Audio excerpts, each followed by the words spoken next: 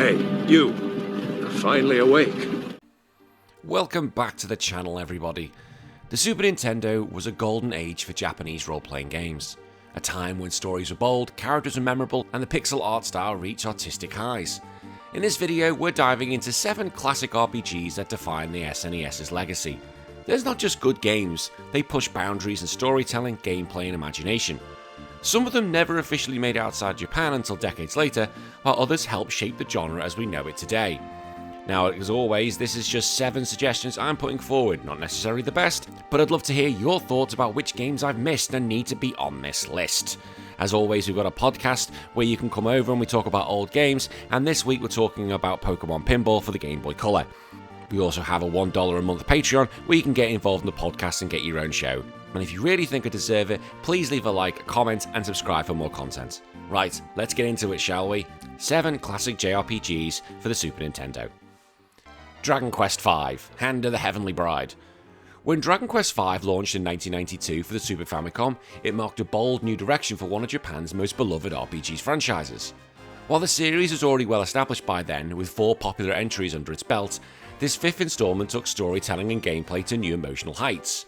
Developed by Chunsoft and published by Enix, Dragon Quest V was notable for being the first entry in the series to debut on the 16-bit hardware of the Super Nintendo, offering dramatic improvements in graphics, audio, and narrative complexity. That's a big word for me to say.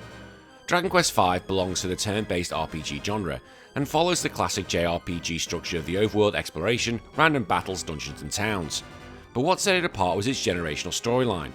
It's one of the first games to follow protagonists not just through childhood, but into adulthood and parenthood. This ambitious narrative structure made it a standout title among traditional RPGs, showcasing how storytelling could be deeply personal and span decades within a single save file. Graphically, Dragon Quest V took advantage of the Super Famicom's capabilities, offering rich, coloured sprites, expressive character designs by the late great Akira Toriyama, and large overworld maps filled with charming detail. While the animations remained relatively simple, the game's visual appeal was enhanced by its cohesive art direction and whimsical fantasy-laden environments. The monster designs were especially memorable, blending the cute and grotesque in a way that only Toriyama could. The story of Dragon Quest V is widely praised as one of the most emotionally resonant in RPG history. Players begin the game as a child travelling with their father, who is a powerful warrior. After a series of tragic events, the young hero is enslaved, escapes, chooses a bride, and raises a family. Later in the game, your children join your party, and it's a unique twist that adds weight to every decision.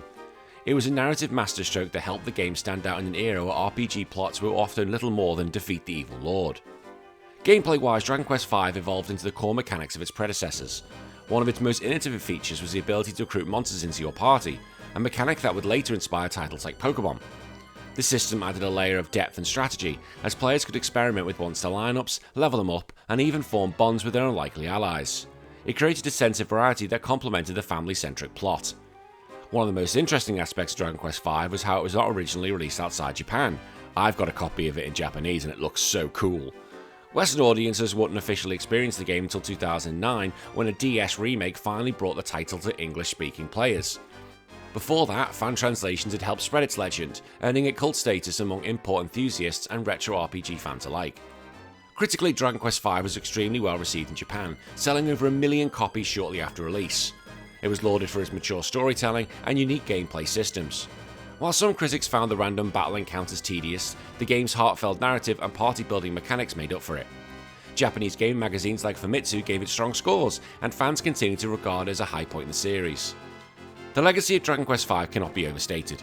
It paved the way for more ambitious storytelling in RPGs, proving that video games could tell multi-generational, emotional, resonant stories. It also helped solidify monster recruitment as a core RPG mechanic, influencing countless other games across the genre. In Japan, it's still regarded as one of the greatest RPGs of all time, and the DS and mobile remakes have introduced it to new generations.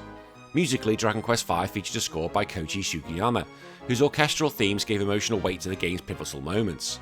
The music, much like the narrative, followed a generational arc, from a bright childhood tunes to somber, mature compositions later in the game. It's a soundtrack that still resonates with fans, who frequently cite it as one of the most beautiful in the franchise. Ultimately, Dragon Quest V stands as a watershed moment in RPG history, an emotional odyssey that pushed narrative boundaries, experimented with innovative mechanics, and left a legacy that continues to influence modern games. It may not have seen a Western release in its original form until much later with the DS and the PS2, but its impact on the genre is undeniable. Terranigma. Released in 1995 by Enix and developed by Quintet, Terranigma is one of the most unique RPGs on the SNES, and a spiritual successor to titles like Soulblazer and The Illusion of Gaia. It was part of Quintet's unofficial trilogy focused on philosophical and spiritual rebirth. While the game was never released in North America, it gained a loyal following in Japan and Europe, where it became known for its bold narrative, haunting tone, and unforgettable world building. Terranigma is an action RPG with a top-down exploration and real-time combat. Players take on the role of Ark, a mischievous boy from the underworld who accidentally set in motion the resurrection of the world above. The game's combat is fluid and innovative, allowing players to dodge, strike, and unleash powerful attacks on a variety of foes. Compared to traditional turn-based RPGs of the time, Terranigma offered a fast-paced alternative that still retained deep storytelling elements. Graphically, Terranigma is a showcase of late-generation SNES capabilities.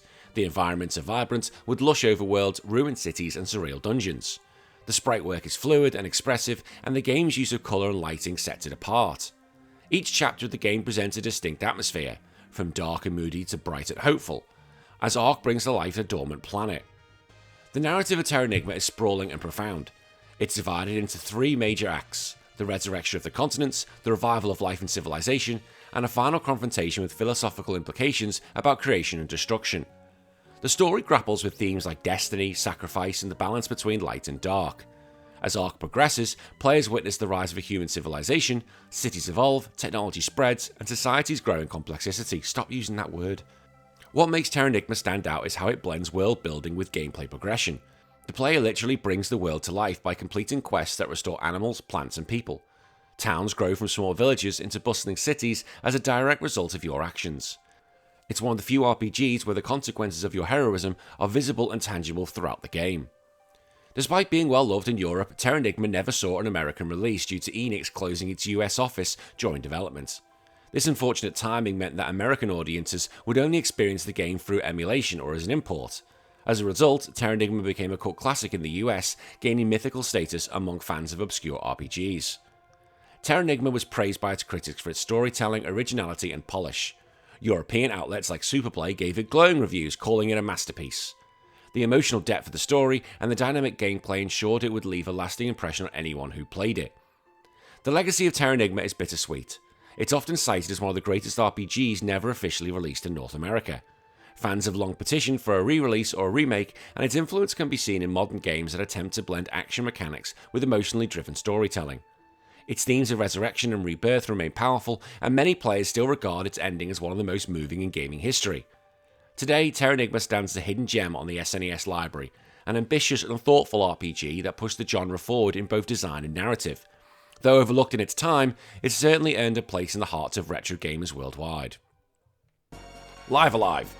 Originally released in 1994 exclusively in Japan, Live Alive is one of the most experimental RPGs that were ever made for the SNES.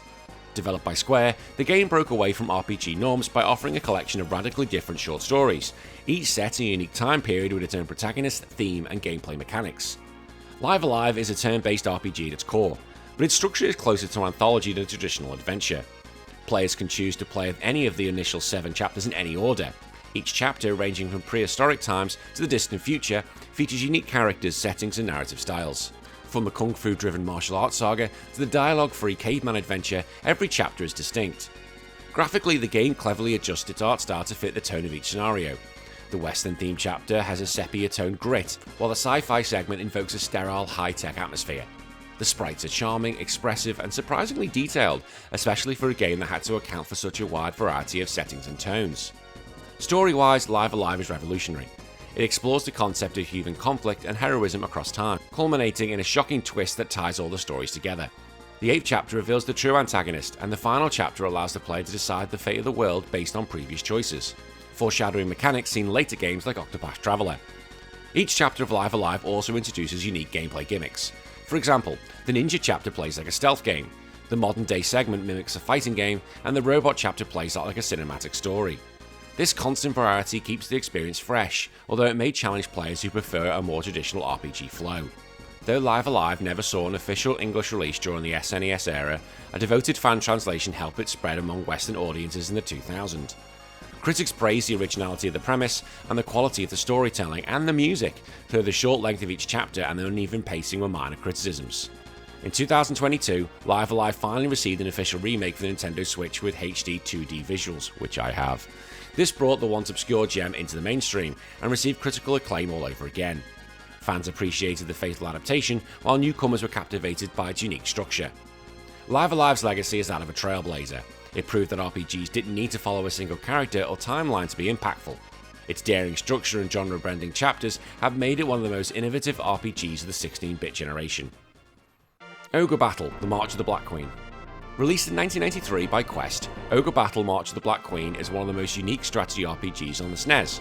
Rather than relying on traditional turn-based formula, Ogre Battle combined real-time tactical elements with deep political storytelling, creating a game that was both complex and ahead of its time. Its subtitle was a nod to the Queen song, part of the series' motif of naming entries after rock tracks. Ogre Battle straddles the line between strategy game and RPG. Players command units across large, real-time battlefields, capturing towns, defeating enemy units, and managing resources. Unlike many RPGs, the game doesn't focus on a single hero, but rather a customizable army of characters, each with their own alignment, class, and abilities. Decisions made during missions shape the narrative, alliances, and even which the multiple endings you receive. The game's graphics may not have been the most advanced for its time, but they were clean and functional. Sprites were small and symbolic during the tactical sections, but each unit's character art was distinct and recognisable. The battlefield maps were richly detailed with varied terrain that could affect movement and strategy. During combat, animations were simple but effective, conveying the RPG elements without breaking the game's flow. The story of Ogre Battle follows a rebellion against an evil empire led by Empress Endora. Players lead the Liberation Army, gradually growing its influence while choosing which missions to accept and which regions to free. It's a morally grey tale. Liberating towns can raise morale, but looting or fielding evil aligned units can damage your reputation. This system was among the first to include meaningful player morality. What made the gameplay so engaging was its deep customization.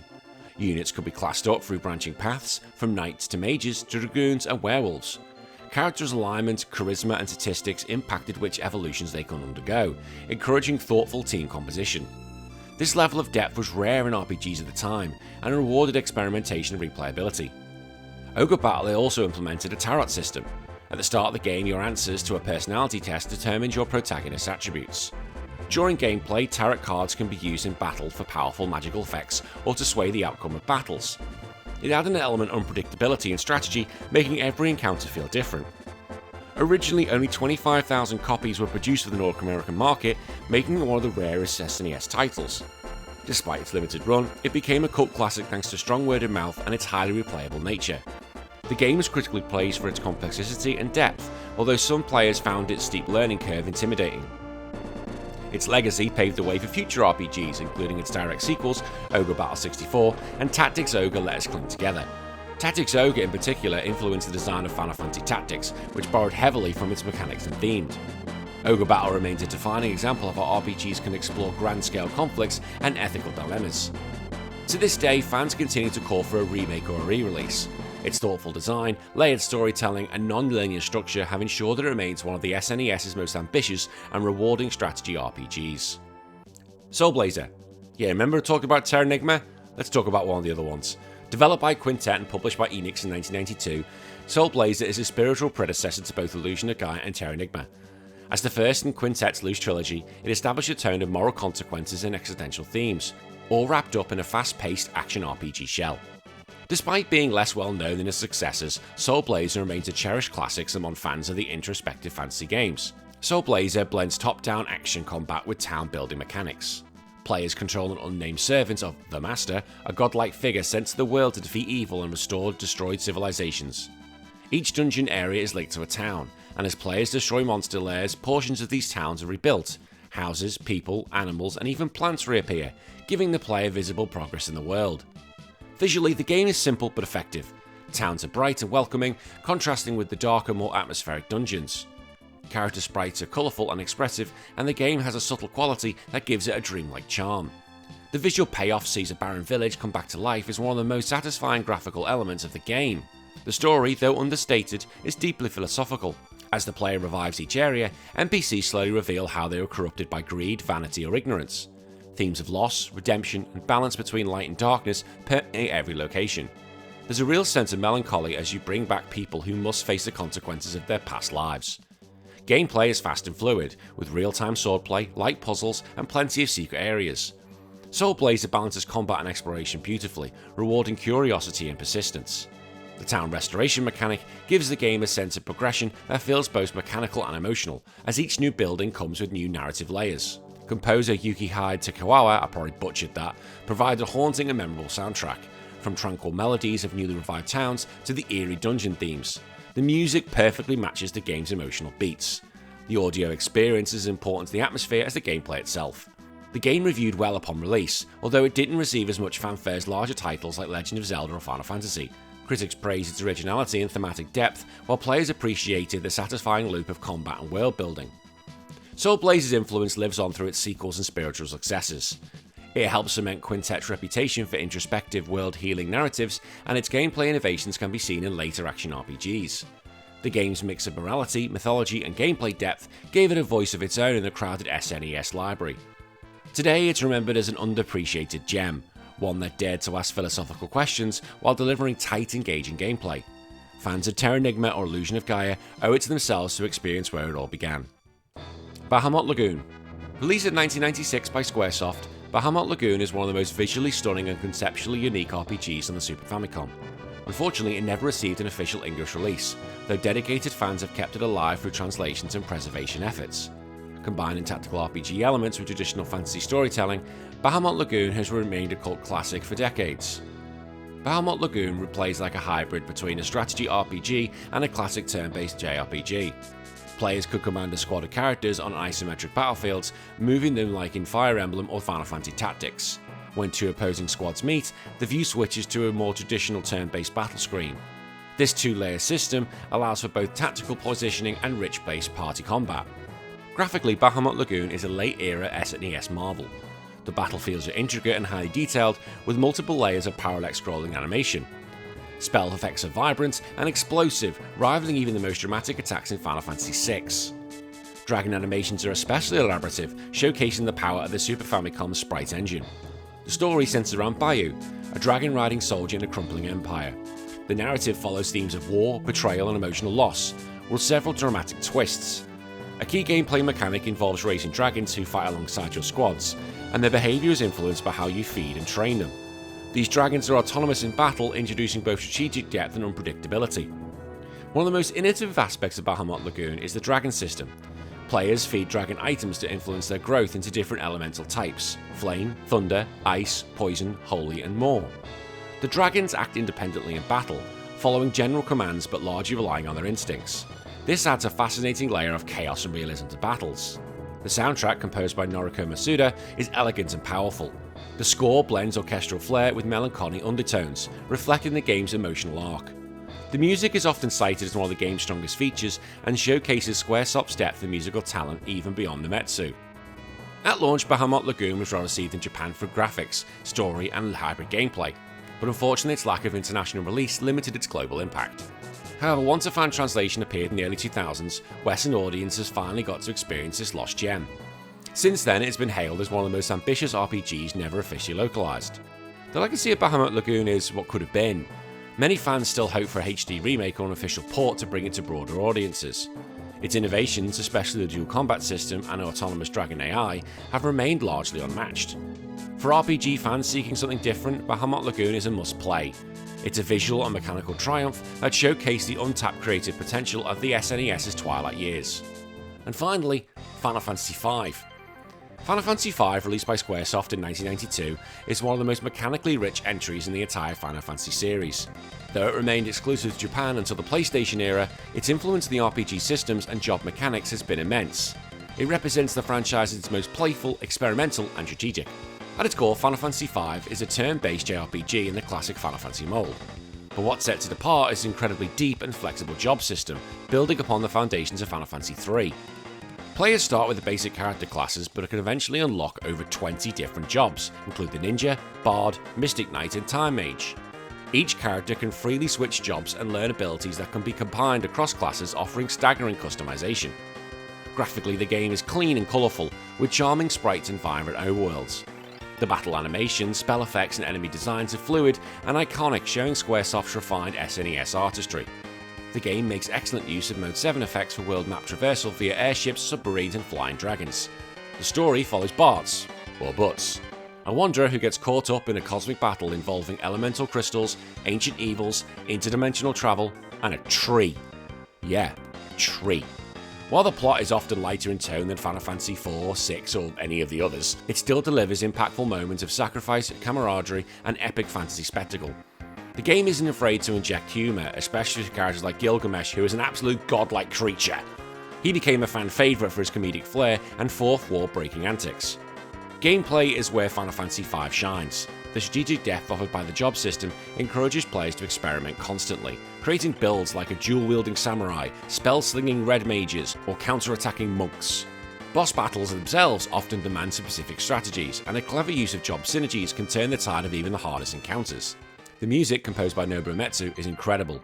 Tracks like Battle on the Big Bridge have become iconic, thanks to in part of their association with the aforementioned Gilgamesh. The soundtrack shifts seamlessly between adventurous, tragic, and mystical, elevating the emotional highs and the lows of the narrative. Final Fantasy V didn't officially reach the West until the Final Fantasy Anthology Collection for the PlayStation in 1999. My god, was it that long ago I purchased that? While some criticised the collection's loading times, yes, others are thrilled to play it.